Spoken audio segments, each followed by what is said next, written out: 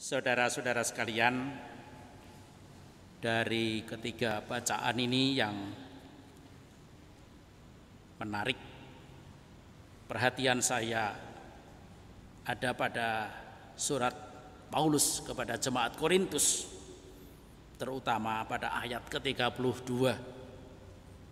Paulus mengatakan, "Saudara-saudara, aku ingin supaya kamu hidup tanpa kekhawatiran."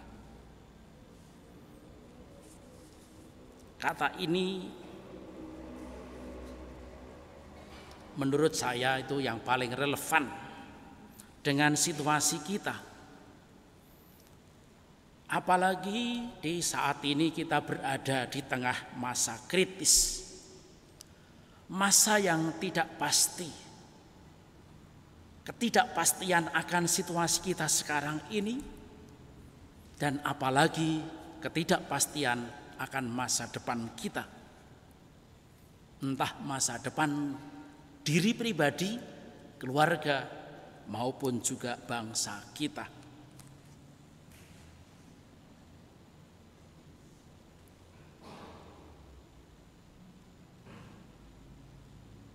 Kalau Paulus mengatakan kepada kita supaya kita tidak hidup dengan kekhawatiran, pertama-tama kita perlu mengerti bagaimanakah kekhawatiran itu berpengaruh di dalam hidup kita. Orang yang khawatir dalam hidupnya, ia tidak bisa tenang. Seperti halnya yang disampaikan oleh Yesus kepada Marta pada waktu Yesus datang ke keluarga itu. "Marta, Marta, engkau menyusahkan diri dengan banyak perkara." Orang yang khawatir itu mencemaskan banyak hal. Bahkan mungkin juga karena rasa khawatir itu lalu kita susah untuk tidur.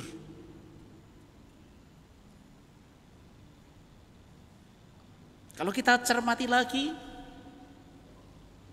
orang yang khawatir itu takut untuk melangkah, takut untuk mengambil keputusan. Dan orang yang takut mengambil keputusan atau takut melangkah, itu berarti juga dia tidak berani menghadapi risiko.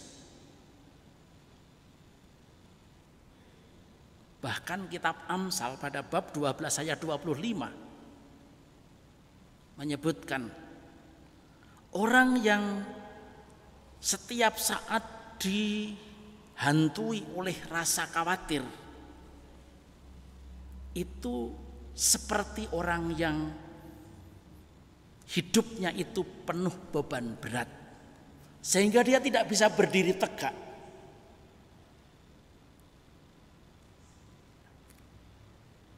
Maka dari itu, apa yang disampaikan oleh Paulus, "Aku mau saudara-saudara supaya kamu hidup tanpa kekhawatiran," itu sungguh-sungguh relevan bagi situasi kita sekarang ini. Ada dua hal lagi yang perlu kita pahami. Yang pertama adalah mengapa Paulus menyampaikan pesan sesingkat dan sejelas ini kepada umat Korintus.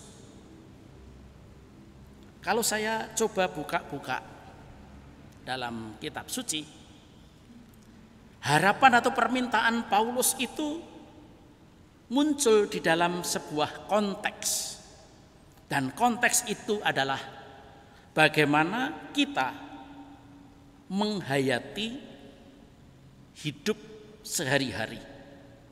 Bagaimanakah cara bertindak kita sebagai orang-orang yang telah dipanggil oleh Tuhan menjadi murid-murid Yesus.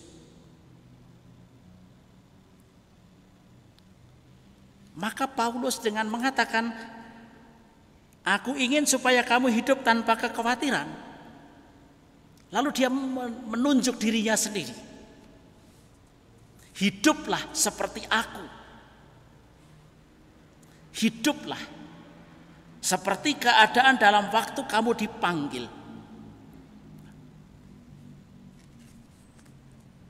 Saudara-saudara, hidup pada waktu dipanggil itu digambarkan oleh Paulus dengan dua situasi. Situasi yang umum di Korintus adalah orang yang menjadi murid Yesus, tergerak oleh sabda Tuhan pada waktu mereka sudah hidup berkeluarga. Itu satu gambaran, satu situasi. Situasi yang lain, orang tergerak untuk menjadi murid Yesus Kristus pada waktu dia atau mereka dalam keadaan belum menikah atau tidak menikah. Itulah sebabnya mengapa Paulus mengatakan orang yang tidak beristri memusatkan perhatiannya kepada perkara Tuhan, bagaimana Tuhan berkenan kepadanya. Sedangkan sisi lain lagi, orang yang beristri memusatkan perhatiannya kepada perkara duniawi, yaitu bagaimana ia dapat menyenangkan istrinya.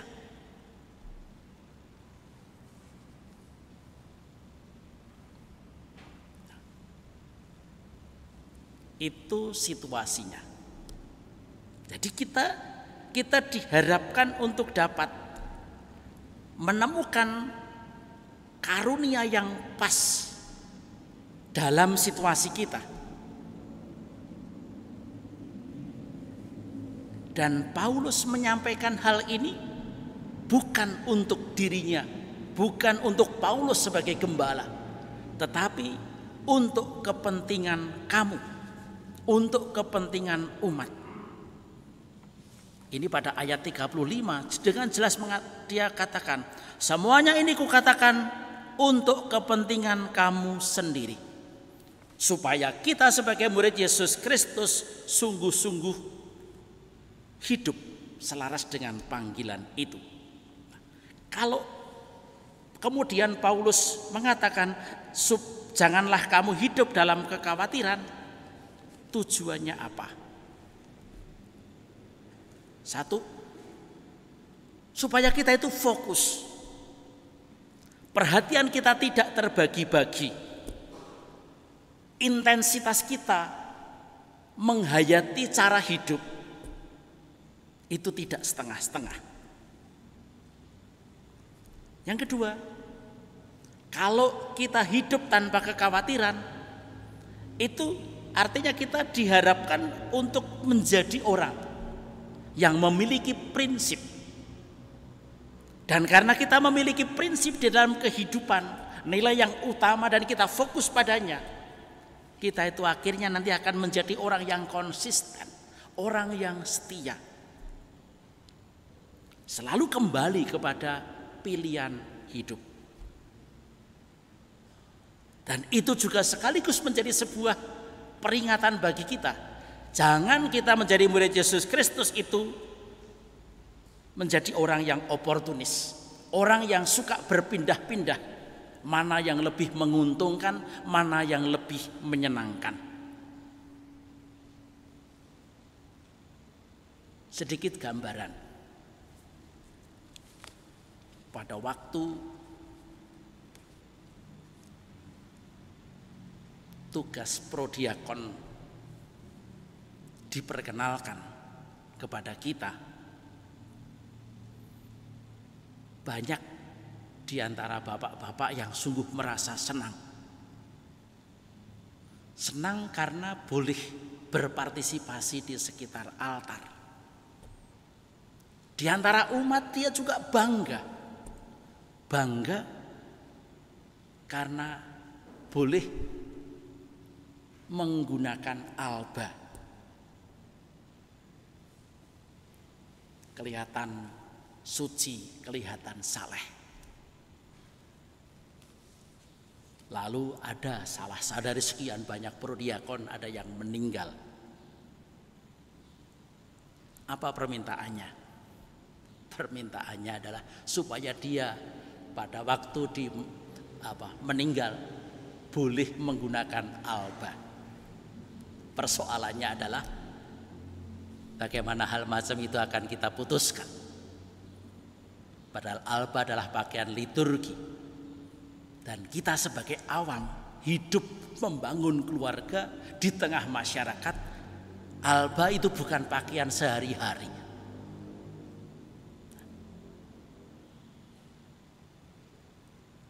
Itu di satu sisi dipahami sebagai sebuah keinginan yang saleh. Tapi dari sisi lain orang bertanya, loh kamu itu awam atau religius? Kalau itu imam atau bruder atau suster meninggal dengan berpakaian jubah, itu wajar. Tetapi untuk awam, nah, di dalam cerita pendek seperti ini kita mau lihat ada sebuah kebanggaan untuk katakanlah berpartisipasi dalam hidup rohani. Tetapi dari sisi lain, kalau kita berfokus pada apa yang dikatakan oleh Paulus, suami-suami hendaklah ia memusatkan perhatiannya pada istri, bagaimana dapat menyenangkan hatinya. Saudara-saudara, gambar itu tadi mau mengingatkan kita pada jalan kesucian. Dalam gereja memang kita dipanggil, satu sisi dipanggil untuk hidup suci, itu betul. Tetapi yang namanya jalan kesucian, dulu dipahami bahwa jalan kesucian itu adalah dengan menjadi imam, bruder, suster. Apalagi dalam sejarah para kudus, banyak sekali dari para kudus itu berasal dari biara, berasal dari para imam. Pertanyaannya lalu, apakah kita sebagai awam tidak mungkin untuk hidup suci? Apakah tidak mungkin kita sebagai awam menjadi santo atau santa?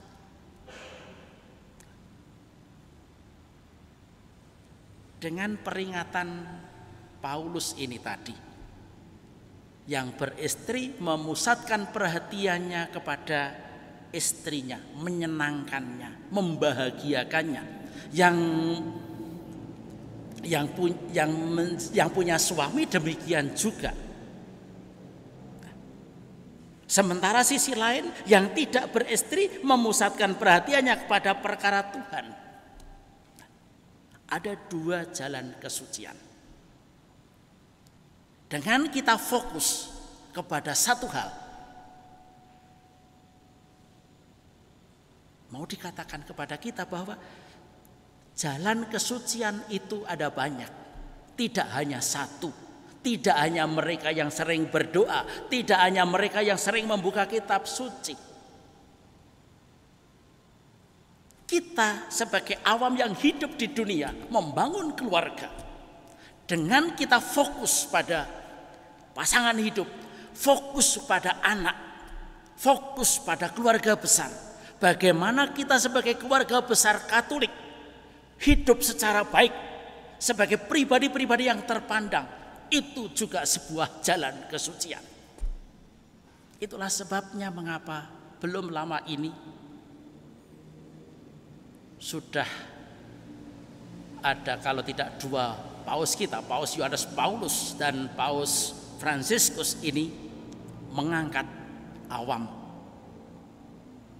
yang memang terbukti hidupnya itu fokus pada tugas-tugas duniawi yang kelihatannya tidak rohani, tetapi mereka itu hidup kita tempatkan, kita hayati, kita hargai sebagai orang kudus. Apa yang dilakukan oleh gereja mau menunjukkan kepada kita bahwa kita tidak perlu hati atau perhatian kita terbagi. Kita diharapkan fokus pada pilihan hidup itu tadi. Jangan sampai juga di satu sisi yang awam seakan-akan meninggalkan keawamannya, meninggalkan keduniawiannya untuk berpindah kepada hal-hal yang rohani. Sementara sisi lain kita juga mungkin mengenal sebutan entah guyon entah bagaimana yang mengatakan itu imam dukun. Nah, ini ejekan atau bagaimana? Kenapa? Karena ada romo-romo yang bisa menyembuhkan dan ada beberapa orang yang sepertinya itu meninggalkan imamatnya, lupa bahwa dia adalah seorang imam dan terlalu asik atau terpesona pada kemampuan atau mungkin penghargaan orang karena menyembuhkan itu. Saudara-saudara, kita diajak untuk kembali kepada panggilan kita. Kita mestinya yakin bahwa kesucian hidup itu dapat diperoleh melalui hidup sehari-hari kita. Jalan kesucian itu bukan jalan entah hidup dunia atau hidup rohani, tidak. Jalan kesucian adalah jalan kesungguhan hati. Jalan kesucian adalah pilihan sikap hati. Bukan pada jenis kegiatan apa, tetapi disitulah. Dan karena kita masing-masing dipanggil oleh Yesus untuk menjadi muridnya, maka kita diajak untuk fokus. Jangan perhatian kita terpecah, tapi fokus pada pilihan hidup itu tadi.